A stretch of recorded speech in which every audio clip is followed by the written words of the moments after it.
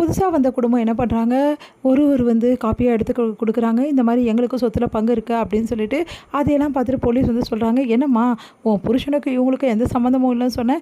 இப்ப பார்த்தா எல்லாம் வந்து காப்பியெல்லாம் வச்சிருக்காங்களே! இங்க பாரும்மா சொத்து விவரம் எல்லாமே அவங்க கிட்ட இருக்கு. அப்படின்னா உன் புருஷன் தானே குடுத்துருக்கணும்.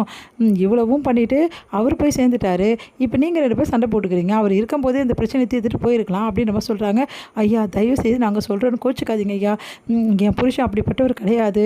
அவர் எதுக்காக இப்படிலாம் பண்ணணும்? அப்படிப்பட்டவரே கிடையாது. தயவுசெய்து அவரை பற்றி தப்பாக பேசாதீங்கன்னொன்னே, "ம்மா சொன்னா மட்டும் கோவப்படக்கூடாதும்மா. பார்த்தல்ல வந்து நிற்கிதுல்ல, நாங்க என்ன பண்ணுறது?" அப்படின்ற மாரி போலீஸ் வந்து சொல்கிறாரு. "இங்கே பாருங்க, நீங்க பேசுறது கொஞ்சம் கூட சரியில்ல. ஒரு பக்கமா நீங்க பேசுகிற மாதிரி இருக்குது." அப்படின்னு சொல்லிட்டு காவேரி சொல்கிறாங்க. "என்னம்மா நீ இப்படி பேசிகிட்டு இருக்க? என்னங்க நீங்க?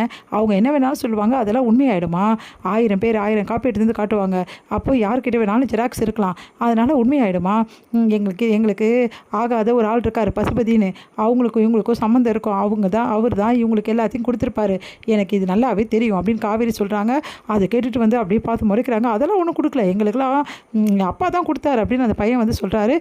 "நான் கொடுத்தவர்னா வந்து எங்களுக்கு தெரியுமா கொடுத்தாருன்னு சொல்லிட்டு, சும்மா தேவையில்லாமலாம் பேசாதீங்க." அப்படின்றாங்க. அடுத்து வந்து 2 குடும்பம் பயங்கரமாக சண்டை போட்டுக்கிறாங்க. அதனால் செம்மையாக டென்ஷன் ஆகிடுறாரு போலீஸு. "ஏம்மா நிறுத்துக்கம்மா, போதும் சண்டை போடுது.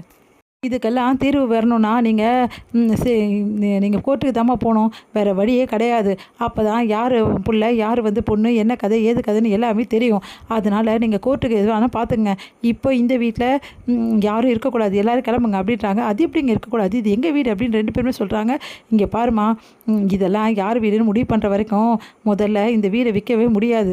அப்படின்றாங்க. அது கேட்டு செம்ம டென்ஷன். "இது என்ன சார் அநியாயமாக இருக்குது? யாரோ வந்து ஏதோ சொன்னால் நாங்கள் ஏன் சார் விற்கக்கூடாது? இது எங்களுக்கு சம்மந்தமான வீடு சார். இது நாங்கள் விற்போம், என்ன வேணாலும் செய்வோம். இதெல்லாம் அநியாயம் சார்." அப்படின்னோடனே, "பிரச்சனை வந்திருக்கேம்மா, இந்த பிரச்சனையை தீர்த்துட்டு நீங்கள் விற்றுக்குங்க." அப்படின்றாங்க. "இங்கே பாருங்கள் சார், எங்களுக்கு நல்லாவே தெரியும் இவங்க வந்து ஏமாத்துக்காரங்கன்னு." "சரிம்மா, இவங்க ஏமாத்துக்காரங்க நிரூபிங்க. நிரூபிச்சுட்டு அதுக்கப்புறம் நீங்கள் வந்து என்ன வேணாலும் பண்ணிக்கிங்க." "சார் எங்களுக்கு கொஞ்சம் டைம் வேணும் சார்." "சரிம்மா, உங்களுக்கு 2 நாள் டைம் தரேன். இந்த 2 நாளில் நீங்கள் இவங்க ஏமாற்றி தான் இதெல்லாம் பண்ணியிருக்காங்கன்னு சொல்லிட்டு நிரூபிங்க."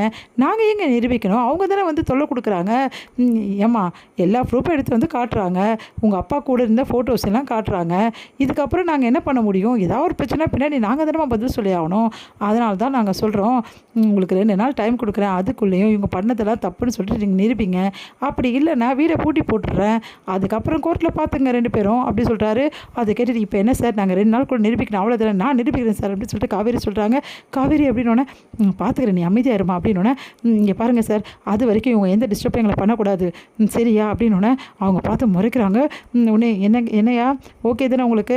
2 நாள் அவங்கள எந்த தொல்லையும் பண்ணக்கூடாது. 2 நாள் கழிச்சு வாங்க, எதுவாக இருந்தாலும் பேசிக்கலாம்." "சார் நாங்கள் அது வரைக்கும் வெளியெலாம் போக முடியாது சார். இந்த வீட்டில் தான் சார் தங்குவோம். இந்த வீட்டில் தான் சார் எங்களுக்கு உரிமை இருக்குது. அதான் அவங்க சொல்லிட்டாங்கல்ல, 2 நாளாக நாங்கள் சொல்கிறோன்னு சொல்லிட்டு, அதுக்கப்புறம் பேசிக்கலாம். முதல்ல இங்கேருந்து கிளம்புங்க." அப்படின்னோடனே அப்படியே பார்த்துட்டு முறைச்சிட்டு கிளம்புறாங்க. அவங்க அம்மா அழுதுகிட்டே இருக்காங்க. எல்லாருமே அவங்கள சமாதானப்படுத்திட்டு இருக்காங்க. அடுத்து வந்து காவேரிக்கு என்ன பண்ணு தெரியாமல் தவிக்கிறாங்க. அப்போ விஜய் வராரு. "என்ன காவேரி, என்ன ஆச்சு?" அப்படின்னோடனே அப்படியே வந்து விஜயை பார்த்து கட்டிட்டு அழறாங்க. "சத்தியமாக சொல்கிறேங்க, என் அப்பா அப்படிப்பட்டவரே கிடையாது. நீங்கள் நம்பிட்டீங்களா எங்கள் அப்பா பற்றி?" அப்படின்னோடனே, "இல்லை காவேரி, நான் எப்படி நம்புவேன்? எங்கள் அப்பா பற்றி எல்லாரும் என்ன வேணாலும் சொல்லட்டோங்க. ஆனால் என் அப்பா பற்றி எனக்கு தெரியுங்க. அவங்க எந்த ஃபோட்டோ காமிச்சாலும் சரி, என்ன காமிச்சாலும் சரி, அது உண்மையாக இருக்க சான்ஸே இல்லைங்க." அப்படின்றாங்க.